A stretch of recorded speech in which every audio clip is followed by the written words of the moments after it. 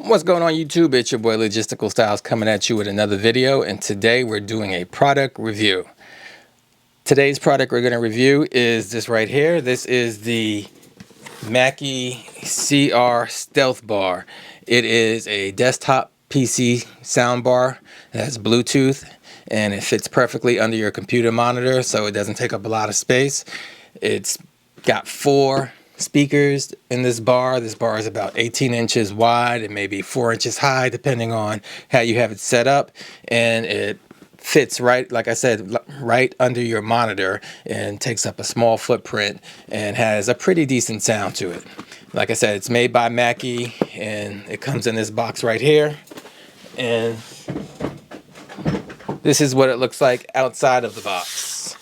I've been using this thing for about a good couple of months now, probably about 2 months now. I've had it. I came across it because Mackie was advertising it as a last call sale. This is the last call for this device.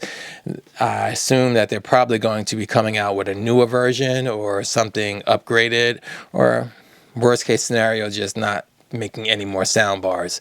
But anyway, this was the last call. It was on sale. I got it. I believe it is still on sale, but it's like a as supplies remain type thing. So if you're interested, go ahead and check it out, but I'll give you my rundown on it. First of all, this, like I say, it's pretty light. It comes out the box like this, 18 inches wide. It's got feet on it. It comes with another set of feet that are a little taller to allow you to raise it up. So maybe you want to put something underneath if your monitor is a little higher up and you got the room to do it. This, what those feet are for. You can swap them out and replace them. On the front, you have a headphone jack. You can plug some headphones in with a 3.5 millimeter connection and listen that way. You've got a power switch and a volume knob. It's like a 2-in-1 type thing right here. It clicks on, clicks off, and then the volume is controlled by the knob. I'll get back to this knob right here in a little bit, because this was the one thing that I did not like about it and made me want to return it. But let's go on to talk about the other controls on here. On the side of it, there are 2 buttons. One button will switch you between Bluetooth and allow you to get paired to Bluetooth and switch your inputs from Bluetooth to the other inputs, which are the 3.5 millimeter input or the USB-C. And then the button up top is the different sound modes. So there are some EQ modes already pre-programmed in here, and you can switch it out to get the desired sound that you want. On the back, there are some ports here. There's one for power. Then there is a USB-C port, then a 3.5 millimeter input port, and then a 3.5 millimeter output port. The output is not the same as the headphone jack. This one is designed to feed sound into a subwoofer. Mackie does make some subwoofers for home studio, home theater, etc. So you can look into adding one of these on, or if you have another brand subwoofer, you can use this port right here to feed audio into it, so you can get a little bit more boom with your sound. This soundbar does have a good amount of power to it. It does get pretty loud. The main reason I bought it was to go along with my Mac Mini. The speakers that are built into the Mac Mini aren't that great, aren't that loud. If you're doing anything more than just web browsing, you probably want to find something else to hook it up to. I do have some other speakers I could have used, but they were being used for one of my other DJ setups, so I wanted something dedicated for my computer setup, and that's why when this ad came across for this device right here, I went ahead and jumped on it.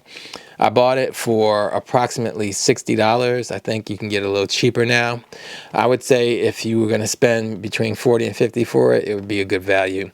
$60. I was kind of thinking about, I actually did go through the process of starting a return because I wasn't happy with the way the volume control was working, but I kind of went back and forth, and I ended up deciding to keep it because it does everything else pretty well. So let's go back to this knob right here. This is the thing that made me want to get rid of it or send it back and get a refund, and that is because you can't really crank it up from here. Like, even though when you do connect it with the USB cable to your computer and you move the knob up and down, most of the time it does correspond with what's happening on the computer screen when you see the volume icons show up and down, like on your Mac. But a lot of times it did not. Like, I would have it cranked all the way up and there wouldn't be any volume, and I would have to kind of move the knob back and forth for it to kick in. And it wasn't really like a mechanical thing, like it was mechanically not working. I think it was just like the circuitry just wasn't registering correctly. But what I did find also is that when I had the volume turned up and I'm playing music really loud, it would automatically by itself adjust the volume, and it wasn't like adjusting it for a better sound. It was just like glitching, malfunctioning. The volume would go down or up just randomly.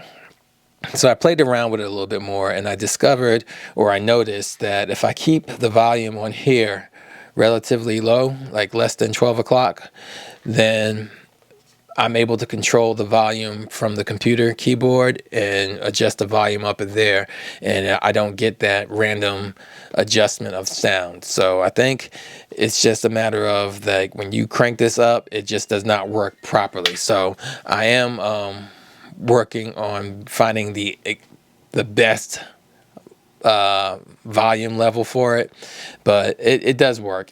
You know, when it's not doing that crazy thing, it works just fine. So I just got to remember not to crank this volume knob up, use the controls on my keyboard, and it works well. It sounds good. It's got 4 speakers that are like in an array in here.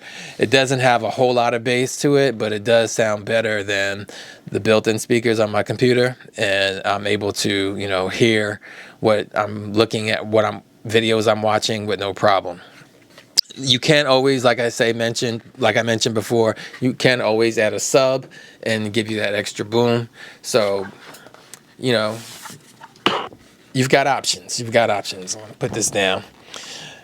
I think it was a decent purchase. Like I said, I did consider sending it back because of that little volume glitch, but ultimately I felt like it really did what I needed to do, as long as I didn't push it too hard. I think if I paid a little bit more for it, I probably would have definitely went through the return process.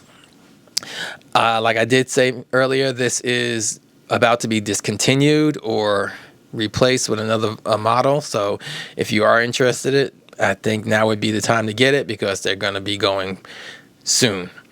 Anyway, this is my review on this. I'm going to go ahead and hook it back up to my computer and continue to use it. And if you have got any questions about this, or if you have one, go ahead and chime in on the conversation below in the comments. And if you're new here, don't forget to hit like, subscribe, and look out for more videos. I'll be doing more video product reviews. I'll do some gig logs and other video topics as well. So be on the lookout for the next video. And until then, it's your boy Logistical Styles, and I am out.